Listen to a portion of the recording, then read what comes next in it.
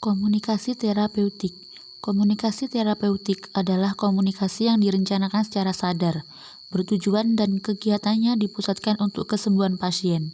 Assalamualaikum warahmatullahi wabarakatuh. Perkenalkan, kami dari kelompok 7. Saya Nahiatul Sofi Halimah. Saya Fernanda Dinsa Putri.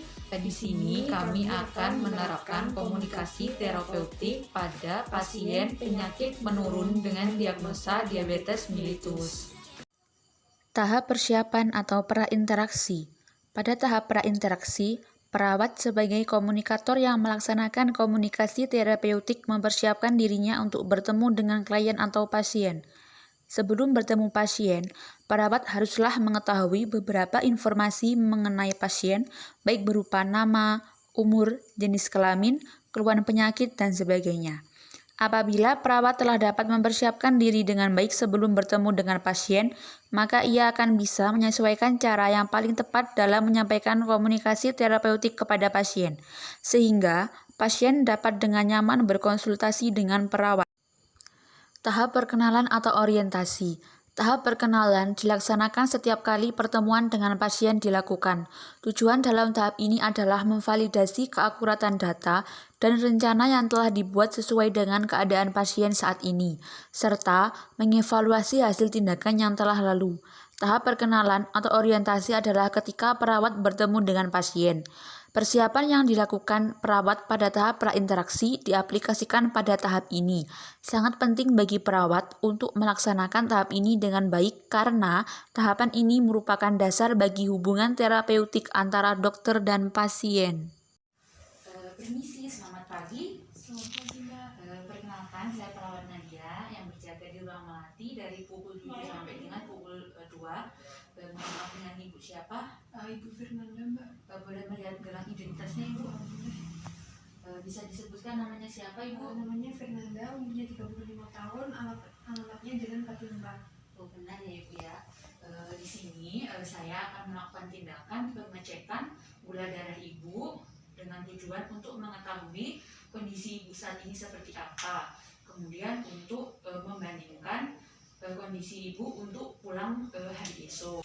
Dan saya tambahkan mengenai edukasi penyakit Ibu. Nanti Ibu posisinya tetap seperti ini dan Ibu nanti mengikuti instruksi dari saya. Apakah Ibu bersedia?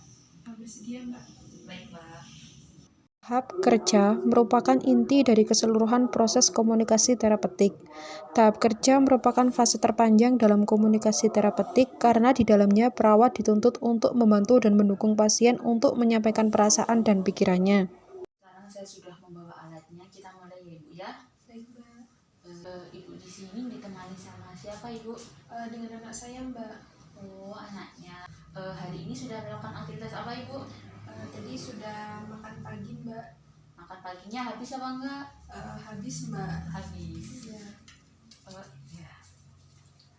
Kan makannya sudah habis. Tadi pakai menu apa, Ibu? Dengan nasi merah sama sayur brokoli, Mbak. Sama sayur brokoli juga. Ya. Kalau bisa sih kalau dikasih makan dari rumah sakit itu dihabiskan nih, Ibu, biar cepat sembuh dan bisa berkumpul sama saudara sama anak-anaknya Ibu. Baik, Mbak. Bu, nanti saya akan mengecek dengan alat ini. Di dalamnya ini ada jarum yang tidak terlihat ya, Ibu ya. Nanti kalau misalkan Ibu merasakan nyeri atau sakit, Ibu tarik nafas ya, Ibu ya. Baik, Mbak. Sekarang saya mulai tindakannya ya, Ibu ya. Baik, Mbak. Tangannya, Ibu, mohon maaf. Nanti misalkan kalau terasa nyeri, Ibu tarik nafas ya, Ibu ya. Baik, Mbak. Saya mulai dari hitungan sampai ketiga ya, Ibu ya. 1, 2, 3. Sakit, Ibu? Kayak digigit semut, Mbak. Oh iya. Sambil menunggu hasilnya, saya akan mengedukasi Ibu mengenai penyakit DM. DM ini adalah penyakit yang kadar gulanya tinggi dalam tubuh Ibu tadi. Jadi sebaiknya Ibu mengurangi gula yang Ibu konsumsi. Gimana caranya mengkonsumsi? Mengkonsumsi sedikit kadar gula, misalnya nasi yang tidak hangat. Kemudian makanannya tidak boleh lebih dari jam 6 atau maghrib. Kemudian nasinya itu bisa diganti dengan nasi merah ataupun juga bisa dengan nasi jagung, kemudian ada umbi-umbian. Nah, seperti ibu bisa mengkonsumsi brokoli. Nah, selama ibu sekarang sudah tahu sakitnya ibu ini kan ya, sebaiknya mengurangi aktivitas yang terlalu berat. Kenapa? Karena dikhawatirkan ada luka yang nanti menyebabkan penyembuhannya itu cukup lama ibu. Seperti yang kita tahu kan, diabetes ini menyebabkan luka itu sembuhnya lama karena dia terlalu manis kadar gulanya. Jadi si luka itu lama perbaikannya. Kalau bisa sih ibu diminimalisir kegiatan yang sangat berat atau kalau bisa dihindari ya ibu. Oh, baik Mbak. Nah, hasilnya hari ini cukup bagus ibu, yaitu 100.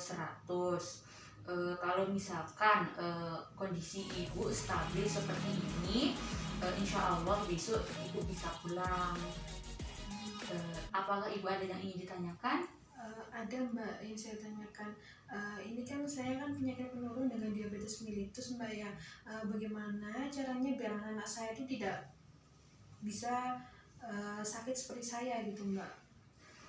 Jadi begini, ibu, agar anak-anak dari ibu tidak mengalami penyakit yang sama, bisa dengan olahraga yang teratur, kemudian perbanyak minum air putih ibu. Selanjutnya mengurangi asupan gula, kemudian menjaga berat badan ibu. Jangan mengkonsumsi makanan di pinggir jalan yang kotor ataupun yang makanan yang instan itu ibu ya. Kemudian rajin periksa atau kontrol ke dokter, kalau bisa sih 1 tahun 2 kali ibu. Gitu Mbak ya. Ya. Makasih Mbak. Ya ibu. Apakah ada yang ingin ditanyakan lagi? Sudah Mbak. Merupakan akhir dari pertemuan pasien dengan perawat. Terminasi akhir dilakukan oleh perawat setelah menyelesaikan seluruh proses keperawatan. Tidak ada yang ditanyakan lagi, saya akan merapikan alat, kemudian akan kembali ke ruangan ya ibu. Jika ibu nanti memerlukan bantuan, bisa memencet bel di sebelah kanan ini bu, atau anaknya bisa menemui perawat di ruang perawat ya ibu ya. Baik Mbak. Atas kerjasamanya ya ibu ya. Baik Mbak. Saya tinggal dulu ya ibu ya. Selamat siang. Selamat siang. Sekian video dari kami, saya akhiri. Wassalamualaikum warahmatullahi wabarakatuh.